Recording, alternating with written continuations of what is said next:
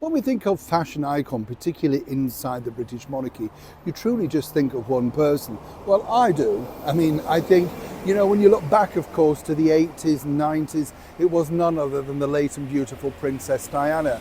When you've lived through that era, everybody remembers everything she wore.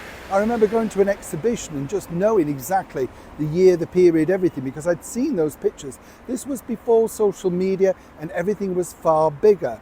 In today's world, let's be honest, it has to be Catherine, Princess of Wales, who's evolved her style for many different reasons and for many different seasons. And I think she just looks spot on every single thing, whether she's doing casual or formal. And let's not forget, of course, that stunning Bond gown that she attended the premiere with. That was literally a piece de resistance. She looked absolutely stunning. And I think even she knew did on that night. When you just kind of know, she looked terrific.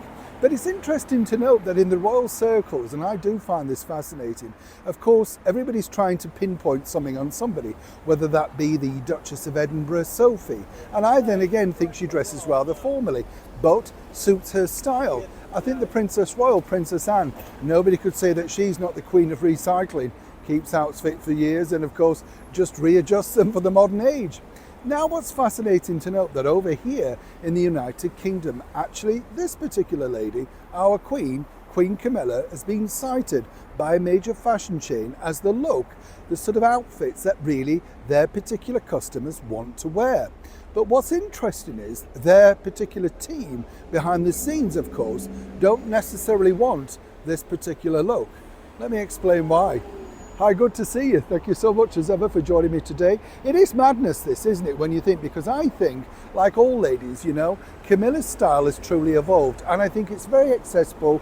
I think that she can just mix the two things very well, whatever she's wearing sort of suits the occasion. And apparently it's the dresses that are doing really well, where women want to find out more about that. You could say she's become something of a royal fashion influencer. So that on a recent survey by the major retail giant Marks and Spencer's, well, they were looking for people to say, oh, we love your brand new stuff, with all the likes of Sienna Miller and Holly Willoughby and people like that. The audience, the customer, the feedback really wanted these looks. That's right, Camilla brand, that sort of stuff. Now, apparently, they didn't want this to get out there because obviously, no disrespect to the Queen, but they're looking for somebody younger on trend. You get the picture.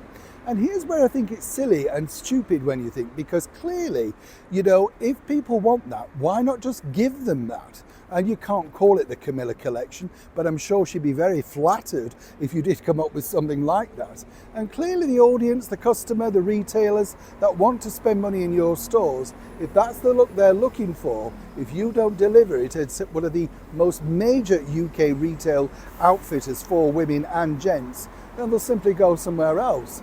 And without trying, very cleverly, but very slowly, Camilla has become something of a fashion powerhouse for certain ladies of a certain age. And there's nothing wrong with that, is there?